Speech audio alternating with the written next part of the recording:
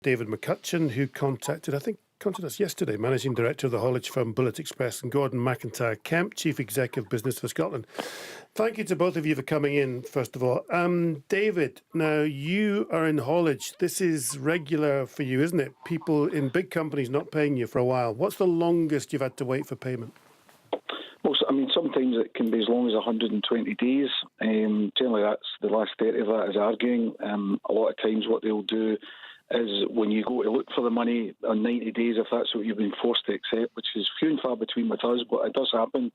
They say there's an invoice query, but they've had the invoice for 60 days, and they bring it up the week before because it takes a week or two to sort. What do you think they're doing? Oh, they're definitely, there's no doubt that the big boys are taking the contracts because of the size of their business, and they're using the debt management of ourselves to make profit. The bottom line is, if they're getting paid in 30 days, as was in the case with Carillion from the government should be demanding with these contracts that the contractors are paid in 30 days. If there's one thing this country needs just now, it's the cash to start flowing. And the big boys holding it in their banks to make profit is not helping the country, and the government standing by watching it. Gordon, you've done some research. You've contacted a few Scottish companies. What's the story out there? What's happening? Well, roughly about 41% told us, over 300 companies we surveyed, 41% told us they had to wait 90 days or longer beyond the due date that they'd actually agreed for invoices to be paid. That's 90 days beyond the 30 days, let's 90 say. days beyond the 30 days. Right. So, I mean, it's a huge issue for our economy because small to medium-sized businesses make up 99% of all the registered businesses in Scotland. They employ 1.2 million people and generate about 40% of all the private sector's turnover. But on average, according to some research done by the Bank of Scotland, they're owed £80,000 each. And so basically that's just holding back growth in the small to medium-sized business sector. And the real issue here is that when a large company grows and makes a profit, they'll invest in software and automation. The retailers will bring in self-service tools. They'll cut jobs when they make a profit. But when small companies make a profit, they hire an extra person.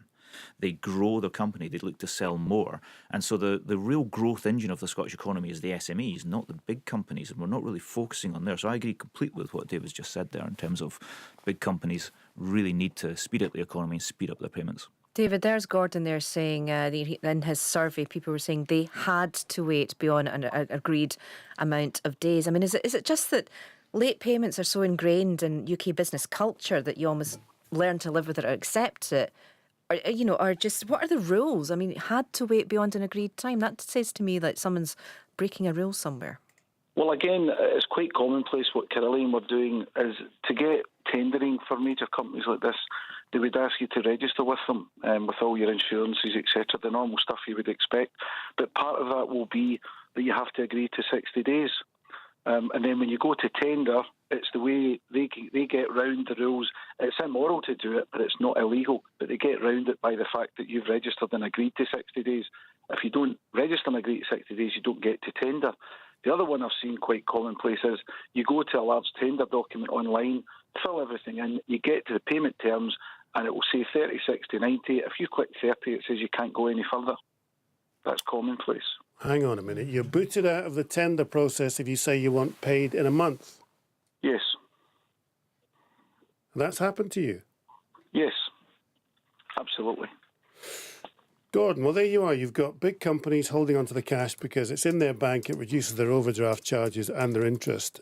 And it's not against the law, but it's against the law not to pay within your term. And I was looking at we were both looking at the government, the UK government website this morning, where if you are not paid within your 30 or your agreed 60 days, you can charge interest and you are entitled to be paid. But that doesn't seem to go far enough if you can't agree to do the business in 30 days. The trouble is it's voluntary. And so you agree the terms, and it's beyond those terms that you can then apply the interest rate. Now, it's a European directive that you're allowed to actually do this, but only Sweden, Germany and Denmark have actually put it into law that's a lot more strictly than across the rest of the UK. 80% of businesses in our survey have not applied interest rates to any late payments whatsoever because they're frightened to do so. They're frightened they won't win the next contract, and it's 50% of businesses across the whole of the EU. Now, approximately about 10,000 small businesses in Scotland are going bust every year because of late payment, because people are not paying them, especially if they hear that you might go bust. They know they don't have to pay. Because if you're a small business, you've normally paid people within your... There's somebody saying your time to pay a tax came in is inversely proportional to your size and wealth. Yes, absolutely. They are taking advantage. And yet the Scottish Government is actually paying public sector contracts in 10 days, which is great. They understand the damage that slow payment can do, but it's voluntary for other public sector bodies such as Scottish councils, the NHS, etc. And they, in our survey, were said to be amongst the worst payers. So what Business for Scotland wants to see is rules like as in Australia and America, which David mentioned. When you go look for a public sector contract, a big company like a Carillion, etc., they get paid in 10 days in Scotland, 30 days in the UK. They should, or small businesses do anyway. If you're getting paid in time, you should pay your suppliers in time, or you shouldn't be able to bid. And I think that civil servants in Scotland in particular think that using the public procurement contracts as a way to force this is really complex, but it's actually necessary because we could grow our economy by about 1 to 2% in the following year once we've sorted out late payments to SMEs. I don't know of a single economic policy that you could pretty much guarantee that in a single year. So I think that's got to be a huge issue for the Scottish Government to legislate on soon. David, I mean, there was, you'll keep me right on this, such a thing as a prompt payment code. And as Gordon was saying there, it's a code. It's voluntary. So what else can be done? I mean, you have to take steps. You could maybe apply, credit checks to people who are supplying you, etc. But, you seem to be up against it. What more can the official authorities do? Yeah, I mean, if most businesses, if you look at my own business, our costs are fuels, trucks, staff, sundries, rent rates, all have to be paid in 7 and 30 days. And I think what they should be doing is every major company, say a threshold of £5 million, if you're turning over more than £5 million, you should pay everybody in 30 days or be fined. That's my belief. And it'd be very easy. I've written to all major political parties over the last few years suggesting a grading from A to H. If you pay in 7 days, you're an A. If you pay in 14 days, you're a B, right up to different grades, and you have to register that in your accounts. So when we go to deal with major companies, we just go into a company's house, have a look at their payment grade, and then you know if you're going to get hit with 30, 60, 90 days. And if you're quoting for something at 90 days, you include that in the cost of the job. Because, Gordon, your research, you said that 99% of all the Scottish firms are small to medium-sized enterprises. So it's 1% basically holding the other 99% to ransom. Yeah, 1%, but obviously they control some 55% of the actual turnover. But in terms of the number of companies, absolutely. It's 1 in 100 dictating terms to the other 99. Yes. And I think that there's a couple of things that can be done as well here. For instance, the UK has just adopted the Australian Small Business Commissioner role. So there'll be an Office of the Small Business Commissioner who will look at late payments and arbitrate between large and small companies, etc. But the Scottish Government hasn't actually forced the issue here. So we should have a Scottish devolved Small Business Commissioner.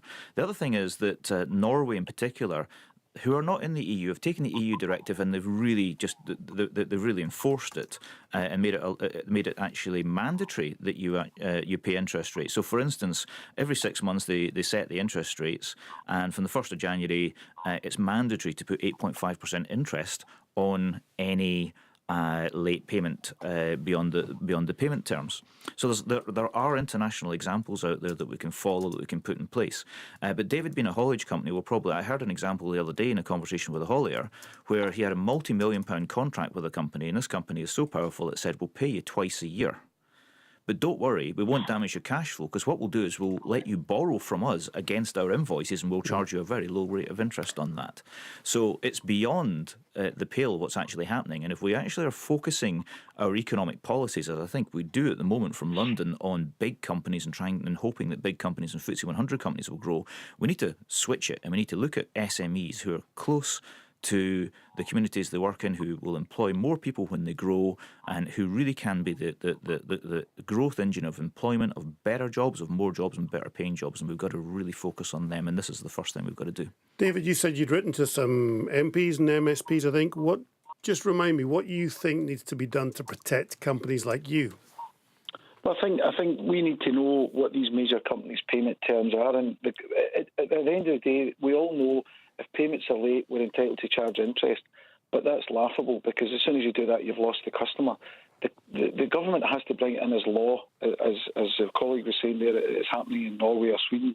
That's the way it has to be done. It has to be brought in as a law. There's no point in bringing it in, because the guy round the corner will take the hit, and 2 years down the road or a year down the road, he's gone. We do have instances. We've got a couple of clients just now, major customers, and we have to register our invoices on their system. And I know you'll laugh, but it happens. They charge me to register the invoice. They then offer, again, as been said, they then offer a discount. You can have your money just now, but you have to give me a discount. That's going on day in, day out. All right, so they're wanting you to pay them for you to be paid promptly. Yes.